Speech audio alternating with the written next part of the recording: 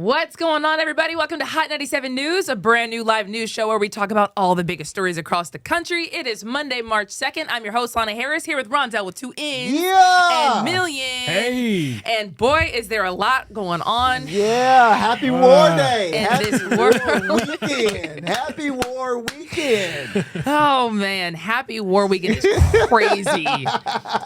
But, I mean, it finally happened. Come on now. You called it right on the head. I will give you this, Lana. You've been calling things left and right since we started this show. I don't know if you're a Nostradamus. I don't know if you know the future. I don't know what you got going on, but everything from Greenland to Venezuela to everything that's happened, you have called it on the head. So Thank you, man. at this point, I got to listen. I mean, if you pay attention, you can kind of see how these people move. You know what I mean? And then you kind of predict what they're about to do next. So if anybody was paying attention, they probably saw this coming. Yeah. The question really was just when. So, yes, the U.S. attacked Iran in an operation called Epic Fury, but the U.S. actually didn't start it. Technically, Israel fired the first strike that killed Iran's supreme leader. I don't know if you guys know this because, yes, this is it's been kind of called a joint strike, a joint operation, which it was. But technically, yeah, Israel was the one who officially killed their supreme leaders. So, you know, Iranians across the world really started celebrating or they started protesting, depending on how, you know, they felt about the man. For a lot of Iranians, this would be a step towards freedom. Like, we've been waiting for this day. We've been hoping this would happen. This is a brutal leader. We want him out of here. For others, this was a vicious attack against the world leader, and they want retaliation. So Ali Khamenei is his name.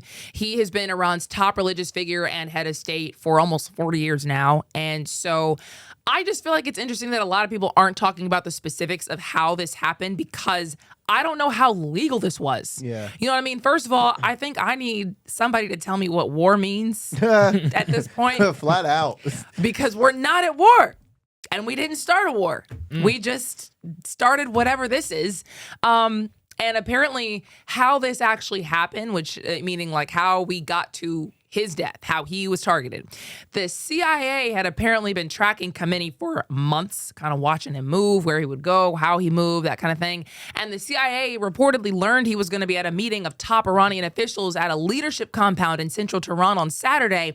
So the CIA gave that information to Israel, and then they ended up adjusting the timing of the attack to take advantage of that gathering. Originally, the United States and the Israeli governments were going to launch a strike at night when it was dark, but they found out that him and all his people were going to be at the same compound, so Israel then executed the strike and hit that compound at like 9:40 in the morning in Tehran time. And so, you know, I was like, man, that is interesting. Did Israel have to get permission from America, or like they just was like, let's just move on it? I really don't understand how this happened because it's not legal for the U.S. to do this. Oh, so we didn't do it. The U.S. is legally not allowed to assassinate a world leader. Oh, you can't do that. All right, so we're in the clear. Are we not? Did we not do? So is it like we didn't do it, but we did do it kind of situation? Literally. Is that like the thing? Okay. So there was actually a moment on CBS's Face the Nation where this was brought up. The anchor was talking to one Republican lawmaker, and this is a piece of that conversation about this. And yesterday when I had the opportunity to talk to Secretary Rubio, you know, I asked that question, and he was very clear in the answer that we did not target Khamenei and we were not targeting the leadership in Iran. So the aspect of that the United States was not undertaking regime change is very important. Just to be clear, you're not saying that Israel carried out that strike without the U.S. permission, greenlighting, buy-in? You know, the fact that Khamenei has been a murderous authoritarian who has killed an unbelievable number of Israelis, they have an absolutely, I think, a strong basis in which to do so. She like, dog, answer the question. I asked you a direct question, and you said, well, actually, the leader is, boy, that is the quickest way to hear me. All I heard was, yeah, we did it, but I can't tell you. I can't tell you on air that we did it. Because he was stumbling and fumbling through that whole answer. What? You know what I mean? Because you're not allowed to do that, so they can't claim it. Yeah. You know what I mean? As they the ones who did it. And so that's why she said, well, hold on, like, so then are you saying like the U.S. didn't greenlight this? They just did it on their own? And he really didn't even answer that either. He was just saying, well, we just feel like they're validated in being able to do that because of Iran's brutal nature, you know? So, I mean, it is what it is. But ultimately in those strikes, he was killed and his daughter was killed and his son-in-law was killed and his granddaughter were killed. And the U.S., again, was very clear about, I think, Israel doing that part because we don't want any pushback. We're allowed to go after, like, military structures and, like, that kind of thing, military leaders, but not, like, the leader of another country. I saw reports that an elementary school was bombed also, though. Yeah, it was a girls' school, and they don't know who did that yet. The United States said that they're looking into it. I also don't know. I mean, anything could have happened, but there was like 165, I believe, girls who were killed at that school, and then, obviously more who were injured. Right. But yeah, it was a missile strike that fired right on them. Yeah, it was crazy. 165? But we don't do that. We only hit military bases. That is a lot. Interesting. Yeah, there was a report in the Iranian media that reported 201 people had been killed and 747 people injured in that initial U.S.-Israeli attack, and then that included that more than 100 students at that school. 165, yeah, specifically. Oh, my God. And so far, it looks like over 500 people in Iran have died, and we'll talk about the full death count later. In fact, I could just give it to you right now. In Israel, 11 people have reportedly died so far. That includes a strike on a synagogue. 31 people have died now in Lebanon. Israel's been attacking them because they say Hezbollah fighters started shooting into Israel. So, I mean, they said this was going to explode into a bigger war, and that's what's happened. That's why I don't see how people are so shocked, because Iran's getting a lot of heat right now for how they retaliated, but they said it's going to happen. You know what I mean? So if someone tells me, hey, if you slap me, I'm going to burn your house down, and I tell you over and over and over again, okay, if you slap me, I'm going to burn your house down, and I just decide I'm gonna slap you to see if you burn my house down, and then you burn the house down. Yes, it's bad. That's not a really a great response. It's overkill. Yeah. But I told you I was going to do this multiple times. So I just it's a crazy analogy. In that analogy, who's burning the house down and who's slapping? Iran is getting heat for how they've retaliated against all these different countries, because they've hit 8 or so countries, if not more at this point. And so people are saying you've gone overboard here. They've targeted airports. They've targeted all types of things, ports.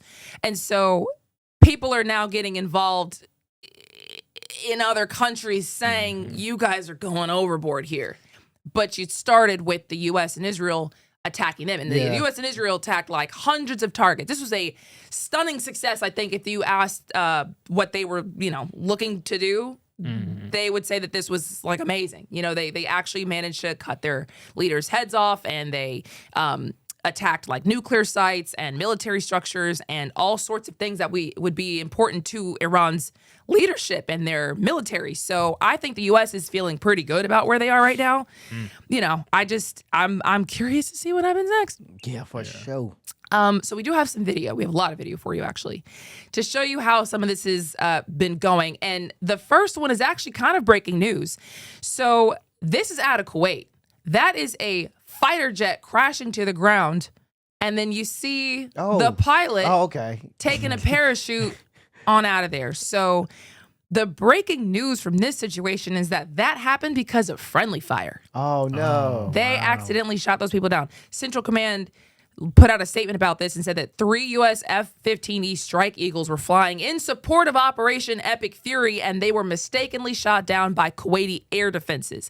So all 6 aircrew ejected safely. They've all been safely recovered, reportedly. They're all in stable condition. Kuwait acknowledged the incident. They basically said, our bad. Whoops. But, at least they didn't die. You know what I mean? So that's, is what it is. We also have another video for you, and this one just shows the U.S. firing shots from an aircraft carrier, it looks like, or one of those, ships they have out there. And you'll see it in the end hit a compound. Now, again, this is a video that's been edited together. I do not believe that was a U.S. strike. That looks to me like the compound that Israel hit. But this was just an example of the kind of arsenal that's being deployed right now, and then like what that looks like. I feel like a Call of Duty game going on right now, bro. I do want to say this real quick before we so that I just had to look this up real fast about the guy getting ejected from the airplane, because that costs. I didn't realize that. I didn't realize that costs. So upwards to so if the jet survives structural, but it can run like $1 to $5 million after that happens, bro. Like the whole thing. It's crazy. That's insane. I don't know why my mind went there, but I just had to I wonder if it costs for him to eject himself out of the seat, and it does. Yeah, it does. Yeah, I mean, so you either take that plane down with you, or you're gonna cost us some money. Yeah, that's crazy. Yeah, that is crazy. My bad. I don't know why I thought. No, that. I mean that's interesting to know. That's a lot of money flowing down to the bottom. I mean, war costs a lot of money. It does. It is a very expensive you know what I mean? sport. It is a very, very expensive sport. It is, and they just love doing it. You know what I mean? We also have some more video for you. We just want to show you some of the video going on around right now. That's the aftermath of the compound strike. So it's just in smithereens. You'll see it if you can blow it up or whatever. We're looking at a kind of smaller little picture of it, but it's blasted to smithereens. And we can also show you what it's looked like on the street level for people in Tehran. They're just going about their business, which I thought was interesting. Cloud of smoke in the back going crazy. And they just, but that's the thing about this though. You have to continue to live. If you're not, if they're not killing, or if you're not dying, or if you're not in harm's way, you have to continue to go through life, which is the wildest thing, because you got craziness happening. I'm talking about bombs and shootings and this, that, and the third, all happening. And you just got people I gotta go to work, dog. Like, like I still gotta go flip these burgers, bro. Like, McDonald's is probably still open out there. If they had a Waffle House, you dig what? 24/7. It would be open 24/7. So that is that I can't fathom, is that like people still, nothing closes. Like, hey, we have to go and still live our civilized lives, because this won't stop us. Yeah. So then we can also show you what it's looked like over Israel. Of course, Iran is just, sending them over to Israel, but they've got that Iron Dome. And so what you're watching here is that system happen and work. So they're intercepting the missiles literally in the air. And so if you look up in Israel, that's what you're seeing as they're being sent over there by Iran. And we zoomed in a little bit so you can actually see. These are like big explosions. Yeah. And you can hear it. I heard one during somebody's live report out there, some news channel I was watching, and you could hear, it's like a big old boom. And you got to wonder like where the shrapnel falls. It's pretty insane. I've talked to some people out there in Israel. Like at one point in time, some people was like visiting Israel, and I think it was last year when they was going through back and forths with Iran. But they have like underground tunnels just designated underneath their cities for situations just like this, so they're always prepared for this. Like they're always looking for people to be bombing them, in a sense. It's just like, hey, you got to stay ready. But it's scary. It's really scary. It is. They've got some allies out there. Like Israel and the U.S. have allies, obviously, in that region, because Iran just bombed a lot of them. But, they did plop down a couple decades ago in the middle of the Middle East, where Israel says they have a right to the land, but a lot of other countries out there had a problem with them being there. So they already knew, okay, we got a target on our backs. We're always going to be threatened out here. Maybe we need some bomb shelters and some underground tunnels to run into every once in a while. Now, tell me why. When these attacks were happening, to start off with, Trump was at a party in Mar-a-Lago. I was there. I was just in West Palm Beach this weekend. You were not. I was. I had a stand-up show out there in West, and bruh, his plane when I pulled into the airport was sitting there. I forgot to get a picture. His plane. That video I sent to y'all, that was at the convention I was at West Palm Beach. I'm sitting in Mar-a-Lago. Wait, what? I swear to God. I didn't want to see no dog. Yeah. You should have sent me the picture of the plane. Oh, I know. That's my bad. He sent us a picture of a robo-dog. The robo-dog we were talking about on the show. He saw one. But it's definitely like 10 minutes away from Mar-a-Lago. Like 10 minutes. Like the convention center was here. Mar-a-Lago was here. Yeah, I almost like took a Uber over there just to see it. Why? Really? Why didn't you? No, I just didn't. Man, I would have snuck on the grounds and been like Trump. Exactly. Don't do that to yourself now. Yeah, so this was $1 million per person black tie Republican fundraiser event happening per person. So yeah, the people found this video going around online and thought that was very interesting, that, we're literally popping off a not war, Right. whatever this is, because Congress has not declared a war. Congress is supposed to declare the war. So whatever this is was popping off, and Trump is here. All these rich donors, lavish gold buildings. He's wearing a nice little tie, nice little suit that he always wears, doing his little dance. People saw him doing his little, little YMCA, God bless the USA going. Apparently at some points, the crowds, the little guests at the gala were chanting USA, USA. I mean, this was a whole shebang.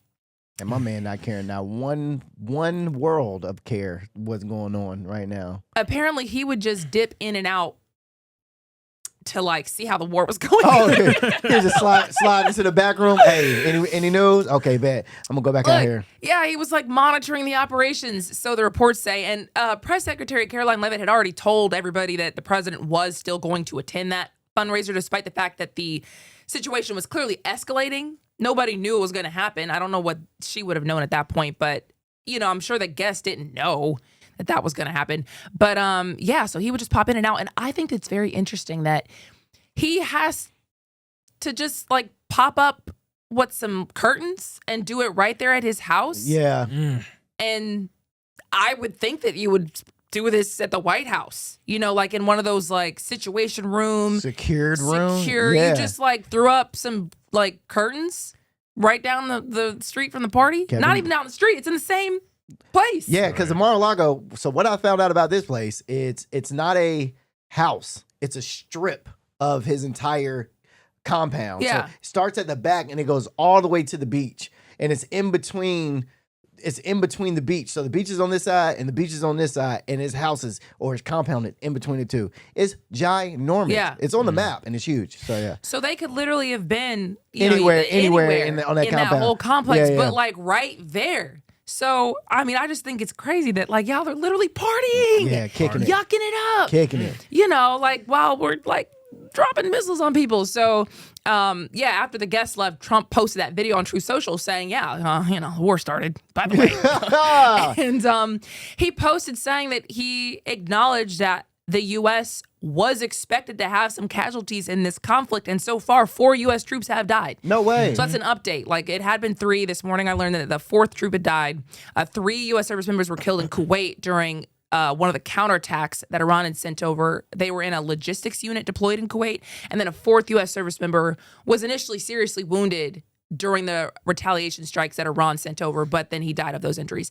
So this is what Trump had to say about U.S. troop deaths in general. For the full recovery of the wounded, and send our immense love and eternal gratitude to the families of the fallen. And sadly, there will likely be more. Before it ends, that's the way it is. God. Likely be more. But America will avenge their deaths and deliver the most punishing blow to the terrorists who have waged war against basically civilization. They have waged war against civilization itself. Yeah, man, you talk about my baby like that. Just literally talk. If I heard you say that and my son or daughter just like died from this is going on, oh man, oh my God. And y'all want to fight for America. That's why I never once understood military and people that want to go to the military and they're so adamant to, man, I want to fight for my country. Why? Your country does not care about you, bruh. I personally thought that it was interesting because he has not told the American people what this is about. Not at all. You know what I mean? Like, we've been talking about it because we've been gathering the reports, but Trump has not come out and said, this is why this is necessary and urgent right now. Mm-hmm. This is what the threat is to you. Because Iran does not have anything right now that can reach the U.S. So what are we doing over there right now? True. You know what I mean? All we have are U.S. bases that they can target, but y'all can evacuate those bases if you need to. Come back to the house. If there's a problem that you think is going to happen, because those bases are there every single day. Iran doesn't just attack them every single day. This is something that is unique because they were attacked first. They were. And so, I mean, I don't know. Again, Iranian people are not complaining en masse about this. Again, they hate those people, and they're thrilled, from what I've seen, to have them go. But again, what does that mean for us? Yeah. And what? How many troops need to die for that? And that's what's scary. If this leads to like a draft or something like that, I need to see Barron Trump out there. I need to see Barron Trump's 19-year-old self out there on the front lines fighting for people too. Because Trump, you're making it seem like it's just, it's willy-nilly. Like you're not excited, but you're just okay with these people dying. It is what it is. You know how he literally said, basically, it is what it is, and that's it. It's gonna be more. It's gonna be more. It's probably gonna be more. Sorry. Yeah. What are we talking about? Yeah, exactly. Like, and what I also thought was interesting was that if you're thinking that this effort and the killing of the supreme leader was supposed to usher in some sort of new wave of something, that's not what's happening right now. In fact, I saw some, I don't even know what they were. The Central Command posted on X claiming that Iran has been claiming that hundreds of U.S. troops have died. So these are reports from news agencies. They've compiled a list, and we can't see it here because it's pretty small, but they were basically saying that 560 American troops had been killed and wounded in Iranian missile strikes on U.S. bases. So that's what they're telling people. Like the IRGC, the Islamic Revolutionary Guard, which is the security forces there, are reporting that hundreds of troops have died. And the U.S. Central Command is basically putting out all the lies that have been coming out about this effort in the last couple days. So they say that the IRGC claims that they struck the USS Abraham Lincoln with ballistic missiles, and that didn't happen. And that was before the 560. This was just some of the original claims that the U.S. Central Command was putting out, that they killed 50 Americans. No proof of that. Navy ship was struck. Lie. Severe damage at multiple U.S. bases. They claim that's a lie, that damage to U.S. installations have been minimal. I don't know what to make of this. I mean, because we're going to find out. Yeah. We're going to find out. But there's a lot of reasons why you would say it for and against. If I'm Iran, I want my people to think that I'm actually giving a crushing blow to these forces. We're not out of the woods. We're not out of the water here at all because hundreds of Americans are dying. That's what they're being told. The U.S. could also downplay how many troops have died. They could not tell us because they may not want to risk the backlash from hearing, X number of people have died. So this is why the U.S. Central Command, I think, hopped on it and was trying to crush these reports that they say are fake from spreading any further, because that's going to be upsetting, to people if that were true. So, when you think about where this goes from here, Trump initially did also urge the Iranian people to overthrow their government. He told them this is the moment to seize, be brave, be bold, be heroic, and take back their country, because it's likely going to be the last shot they can do this for a long, long time. Iranian state TV was even hacked to show Trump's message, because they usually have state TV. They have like government propaganda. Yeah. So they're trying. They're trying to see if these people will seize this moment and actually overthrow the government. But later on, Trump dropped another video saying that Iran's military command was gone, but also that they were surrendering, but also that they needed to surrender. So I don't really know what's going on with that, but this is what he said. The entire military command is gone as well, and many of them want to surrender into saving their lives. They want immunity. They're calling by the thousands. I once again urge the Revolutionary Guard, the Iranian military, police, to lay down your arms and receive full immunity or face certain death. It will be certain death. Won't be pretty. So again, they've died. We've killed them. The command is gone, but also they're calling by the thousands to surrender, but also they need to surrender. He said all three in the same video. So I don't know what's happening right now. If I'm an Iranian person trying to see like how to move from here, there's really no clear evidence that we can really pave the way to do something right now. Especially because they're still retaliating. Like if the structure was truly gone, then we wouldn't see anything. If the Revolutionary Guard and their army like all laid down their arms, who is popping off around? They've hit like so many different countries at this point. So somebody's still fighting for the old regime. No, for sure. And from what I've seen, the old regime has just fallen into their process for who takes over temporarily, and then they'll later on decide who's going to replace the supreme leader. But from what I've seen, this same regime is still holding on to power right now. Yeah. I thought it was so interesting. Like, as soon as I got reports in the morning that we had hit we had touch base, the bombs had touch base in Iran, literally like a video right underneath that video, I see people celebrating. Yeah. it's like, I don't know. I didn't, that's not anything normal to me. Like, you see a bomb and then apparently people just start celebrating. Where's the videos of the people that are in peril, people that are crying? I think it is a narrative game too. Like, the world has moved from just guns and fighting and propaganda through mail. It's propaganda through your timeline, your algorithm too. Because I'm like, there is no way that people are celebrating this. There's got to be people that's upset. Facts. I also thought it was jarring because I saw some of the same videos where you'd see the smoke plume in the air and people were just out there just like cheering. And I was like, man, like if that were me, even if I were really happy to see this happen, I feel like my first move would be to call my mom, call my grandparents, call, like, make sure my people weren't under that, you know, plume of smoke that just got hit. And I don't know. I think I've seen both. That's kind of why I didn't want to air any of the protest video or any of the parading happy videos, because both are happening. And you will see different news outlets sharing both, but usually like one or the other. Like, I've seen a certain set of the news playing just full on cheering because they're trying to like show people like, hey, what Trump did is good. You shouldn't be upset because they're happy. But those channels are not playing what the other channels are playing, which is the protest. People who are very upset about this. And both are happening right now. So that's why we're not trying to tell you what's good or what's bad, because we can't decide that from here. But, you know, it's very interesting. So many more angles to this that we have to talk about, but we have to go to a very quick break, and we'll be right back.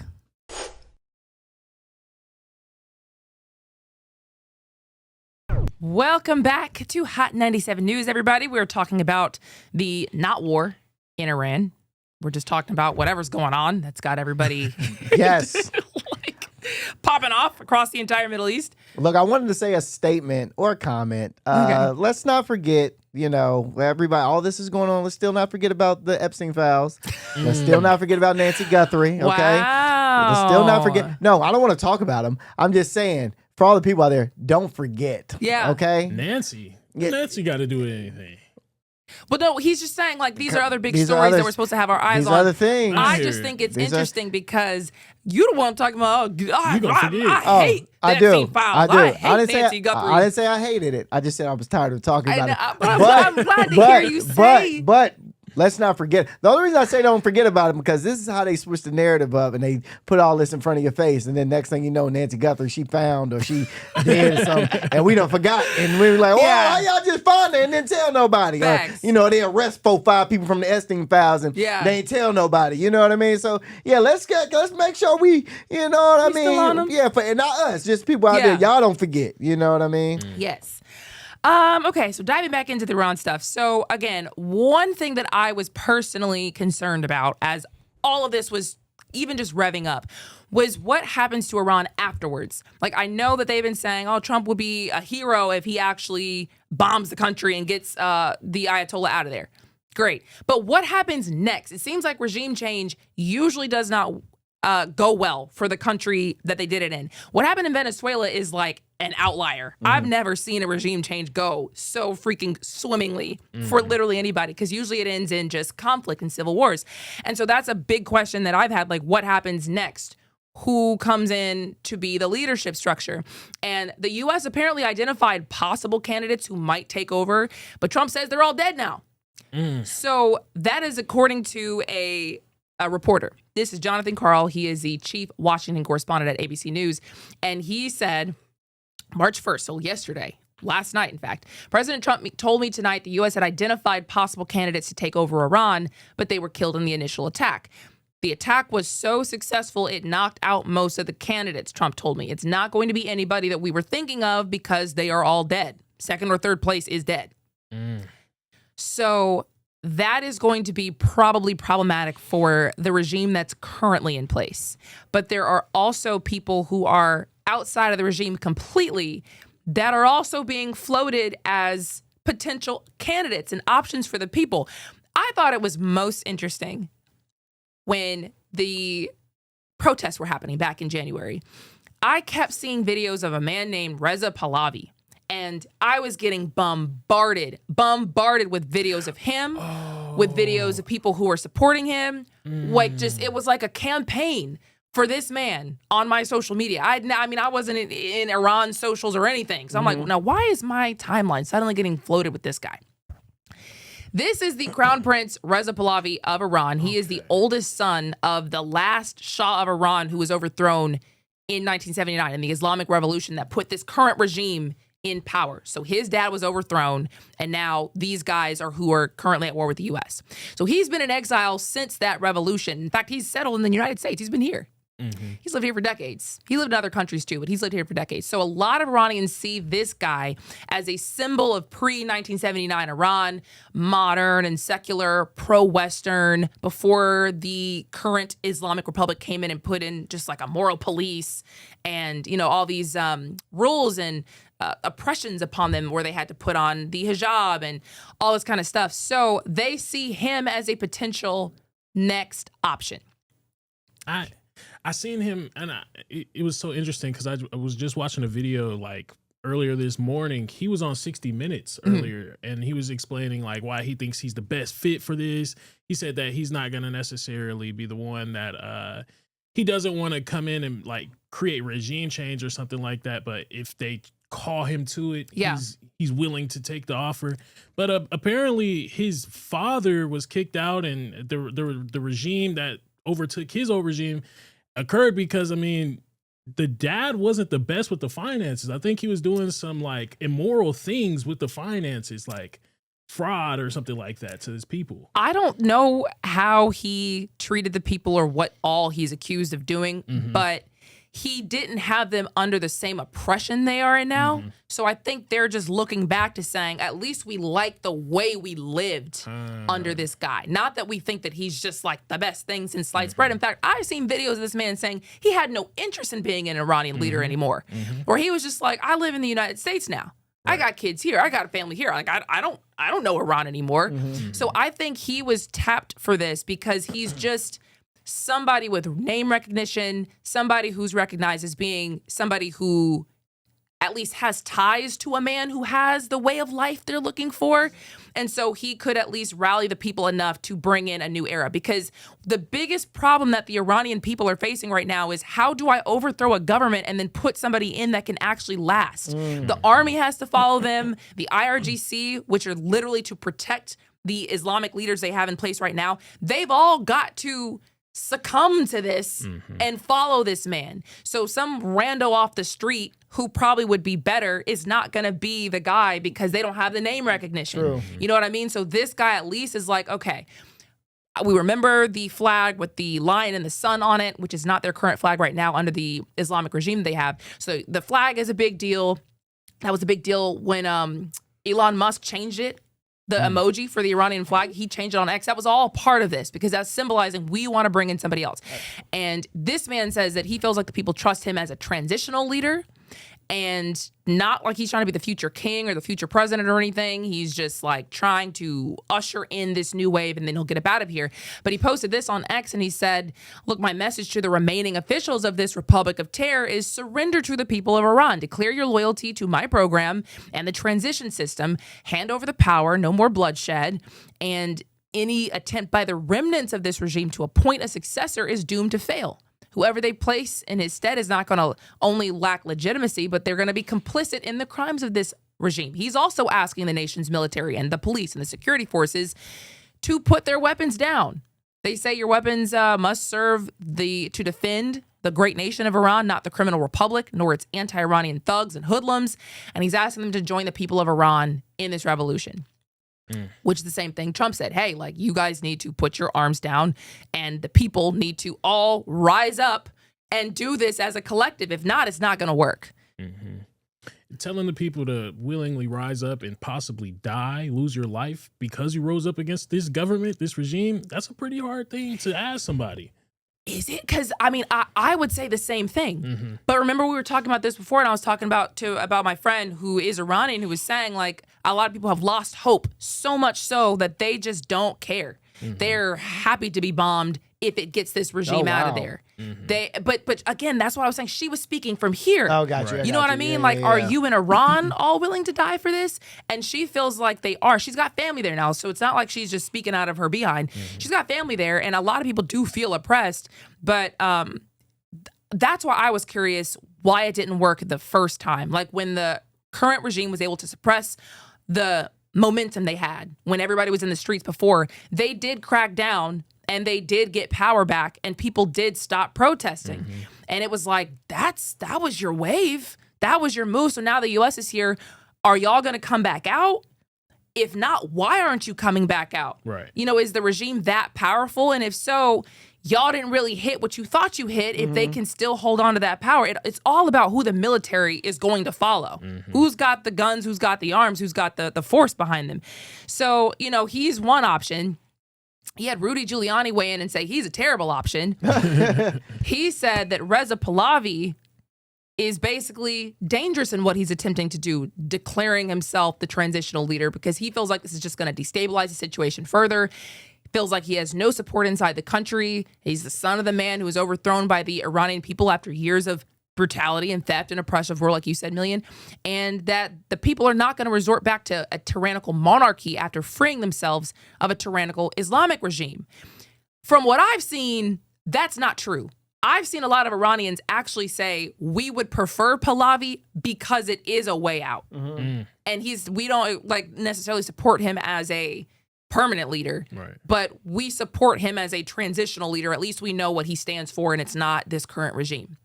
Giuliani says the better option is a woman, actually, who is also kind of floating in the candidacy, I guess. And I think that she probably has the least chance. I think people hate her more. Really hate what she stands for more. So this is Maryam Rajavi, and she's with the MEK/NCRI political arm. Like that's who she's with. That doesn't really mean anything to us. It doesn't matter. Just know she's with MEK. It's a different like faction. So apparently Rudy Giuliani has spoken at MEK rallies for years. He says that they are a government in exile, meaning they're not in the country, but they are like a government that's ready to go. They're unrivaled. They have a 10-point plan for a secular democracy, and it includes women's rights and all the sorts. So he says that this lady and this party is the regime that can immediately take over if this current regime falls. From what I've seen, a lot of people in Iran hate them because they feel betrayed by them. Apparently, they fought against the Shah and they supported this current regime, Khamenei, when he first came in. But then Khamenei and his people like kicked them out, basically. He purged them all. So they were mass executions and the rest of them fled.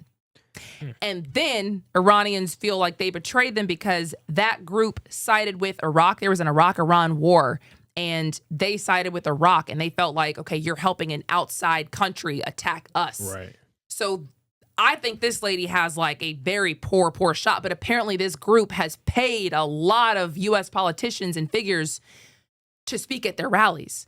So I think some of this support is literally coming down to that cash money instead of like actual legitimacy to them being the best options. Yeah.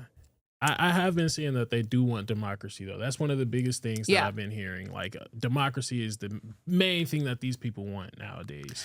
And I think that'd be great. I mean, I think that history has also showed us that the U.S. has pushed for democracy in some of these countries out there, and then later on attacked when they didn't like the person those people chose. Yeah. The story of Hamas. They pushed for, the U.S. pushed for democracy out there. The people voted for Hamas. And now here we are with the U.S. and Israel hating Hamas, attacking Hamas. So this has happened before. So I don't know what the U.S. thinks is about to happen.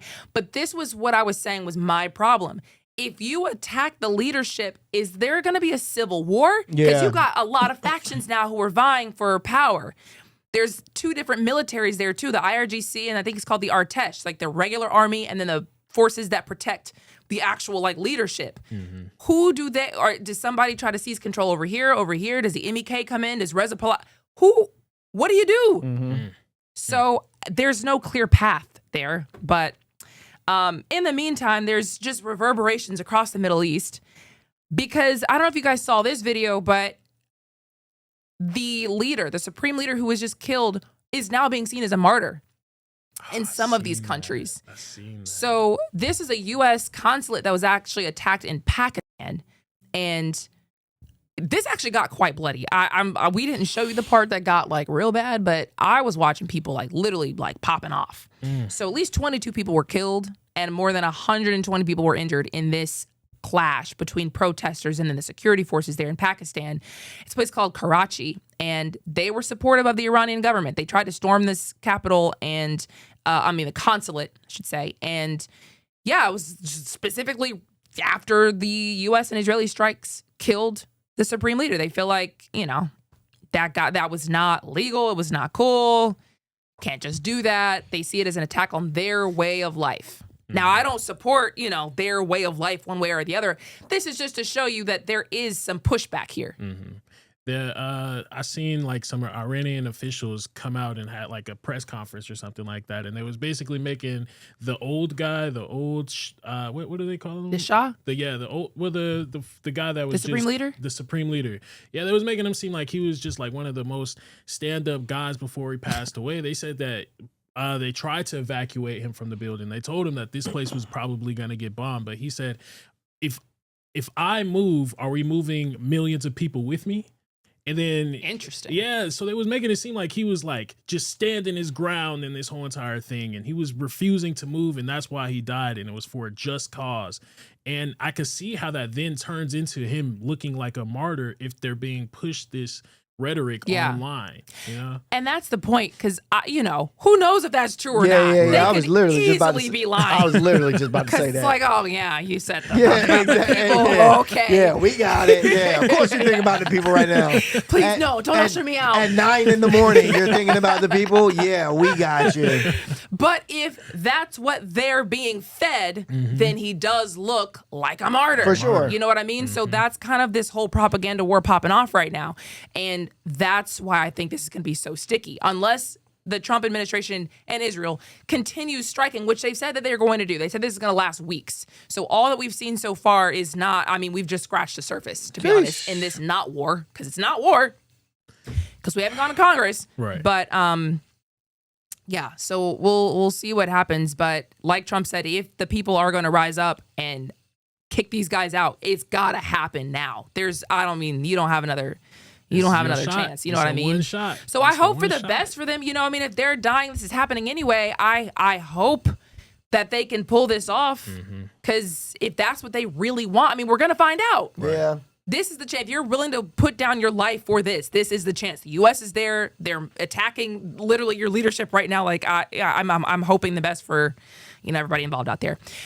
In the meantime, something that can spiral this into a bigger conflict, more of a world war, are things that have been attacked in the process. Again, Iran has gotten a lot of pushback and a lot of criticism for the fact that they did explode this into a really big retaliation. So, a lot of Bahrain and Kuwait and Jordan, UAE, Dubai, a lot of places have gotten hit. And that also includes the Strait of Hormuz, which is like a very narrow shipping lane. It's like a waterway. And there's like 30% of oil, 20 to 30% of oil that passes through that one little choke point. So if they start attacking that, which they have, that is going to impact oil and gas. And it's more than just oil and gas. A lot of just goods in general flows through that narrow shipping lane. And so if they can't get through there, a lot of other countries are going to start getting really pissed about that. For sure. Apparently, they have hit a couple of vessels. Some commercial tankers and cargo ships were hit. Some vessels had to be diverted. Some were just damaged. So this is impacting people globally at this point. So a lot of people are looking at this and thinking like, somebody's got to dial this back. What do we do? And I can also say that the UK, France, and Germany has vowed defensive action to destroy Iran's capabilities to fire missiles and drones. They're another group that has said that Iran kind of went too far. In a joint statement, they quoted saying they were appalled by the indiscriminate and disproportionate missile attacks launched by Iran against countries in the region, including those who were not involved in the initial U.S. and Israeli military operations. We don't like what you did in retaliation to what was done to you, thus we're going to get involved as well. That is so crazy. But, again, the slap and the burning the house down. Yeah. At the same time, a slap might be to minimal for killing their leader. I mean, that's an illegal. You can't assassinate a world leader, even in, the U.S. standards, but we didn't. Israel did. Right. It's so funny how everybody's jumping them now just because they didn't want to get rid of their long range missiles and they didn't want to get rid of their uranium to protect themselves. They claim that if they got a nuclear weapon, it was going to be the end for a lot of other countries. So, I mean, we didn't go look up what all countries has nuclear weapons, but a lot of countries have nuclear weapons. Mm-hmm. But they feel like if Iran gets one, the world is just going to be over. Honestly, Israel probably has a lot to worry about if Iran gets a nuclear weapon. You know what I mean? Potentially. I mean, I doubt a nuke drops because that's, you're talking about what we blowing up for? Everybody. Yeah, if one person, that's mutually, we're all dead. Yeah, bro. Like, why are we, what are we blowing up? What's the need of blowing a whole country up?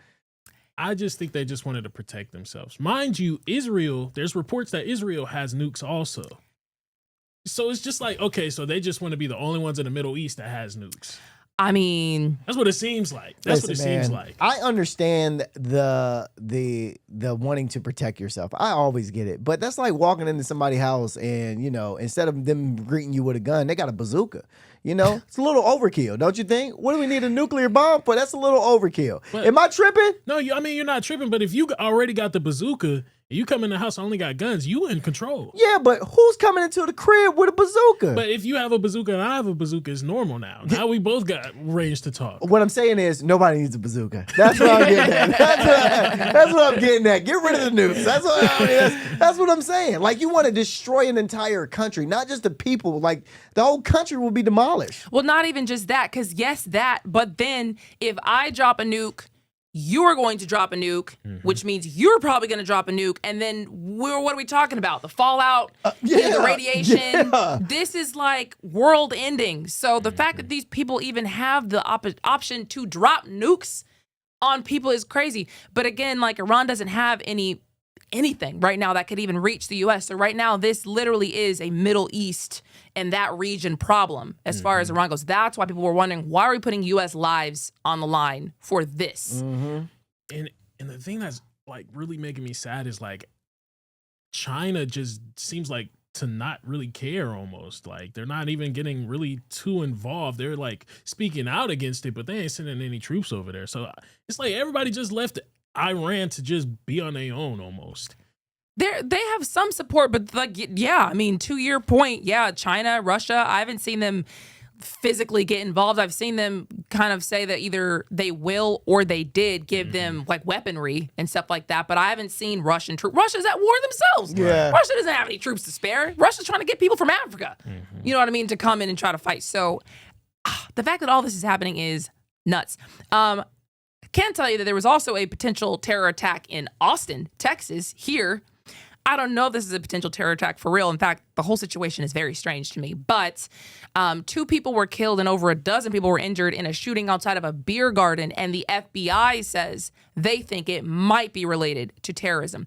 So what happened there was that an active shooter basically showed up around 2 a.m. on Sunday near Buford's Bar, which is in this just popular area that people go to go out there in the area. It's a crowded district. And so there were some officers who were already nearby pulling security, but they went over there when they got the reports that there was a man with a gun that was shooting people. So the police chief said a man in a large SUV was driving by Buford's and then put on his flashers, rolled down his window, and then fired a pistol, which hit people on the patio and a sidewalk outside the bar, and then parked the car nearby, got out with a rifle, and started walking back towards that bar and continued just, doing what he was trying to do. So 3 police officers confronted the suspect at an intersection at that point, and that's when they shot and killed him. Just want to let y'all know, hey, it was, you know what I'm saying? When I first heard the story, who we thought it was. We know what, we know where it was, we thought it was coming. Kind of upset it. I'm a little upset that when I found out who it was. Well, he wasn't really us though. Nah. Okay, so he technically he was not from here. Yeah, okay, he's not, but that ain't us, bro. We don't okay, claim okay, so okay, the suspect okay. is a 53-year-old man who is wearing a hoodie with the words "property of Allah" on it. And apparently he had a Quran in the car. Now, I thought this was interesting because I was like, now this is like the umpteenth time a suspect has just worn something or written evidence just directly right here. Hey, everybody, I am anti-trans, or I am a property of Allah, or I am. They're just writing the evidence right there for all Americans can see these days. I think it's very interesting. But yeah, this is a 53-year-old man who doesn't have any violent criminal history. In fact, I looked it up to see if he had any criminal history. Apparently, he has been arrested a few times here in the U.S., in New York, and in Texas, but the records are sealed. They are. Which I thought was strange. But he did become a U.S. citizen in 2013. Yes, so he is from Senegal. Come on now. He's a little bit of us. Man. He was naturalized back in 2013. So he arrived here in 2000 on a tourist visa, got a green card in 2006, was naturalized in 2013, spent some time in New York, and then went to Texas.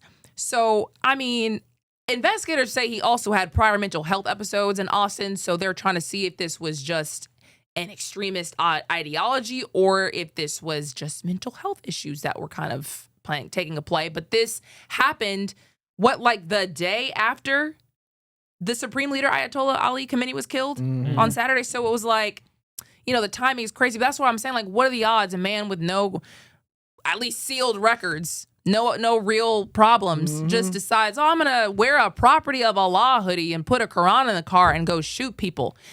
This is kind of what I'm saying by, like, they'll never tell us if this was like a terror cell or if this was like, like a sleeper cell, I mean. But what a strange thing to have happened. Right after all of that happened, yeah. Yeah. This is scary because, like you said, I mean, if it is one of those things where it is a sleeper cell, like they have planted people inside of our country, and then at the call of the dime or something like that, you can, hey, push that button. It's time to go. It's time for you to shoot some stuff up. That is scary. That we have, nobody's able to touch us from the outside. The way you destroy America is from the inside. For sure. Right. So, I mean, exactly. And is that who I don't know who does something like this.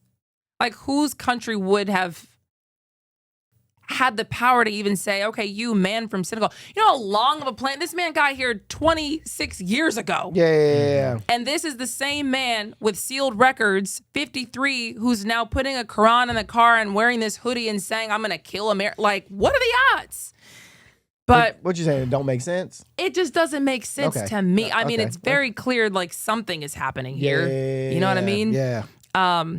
So yeah, man, the whole show had to be about Iran and about this, but it was a lot to say. I enjoyed it. Did you? Yeah, I like stuff like this now. I ain't gonna lie. Yeah, it's cool. I hated that it happened on the weekend. I was like, dang, we should have been able to record. Oh, something. yeah. Well, I knew it was gonna happen on the weekend. Yeah, that's true. Like last time, because they don't want that. It gives them days to not have to address the media, Yeah. or to put whatever they want in the media. Just on, they have the whole weekend to do that. That's why I feel like if we start seeing this stuff start to happen, it's probably gonna happen on the weekend. for sure. So they don't have to talk to us till Monday. But yeah, man, there are also multiple stories, like you mentioned, that are still floating out there in the distance. We have an update on Cuba for you guys. And cough, cough, Bill Clinton was deposed on Friday. Now, of course, nobody cares, but he had to testify about what he knew about Epstein.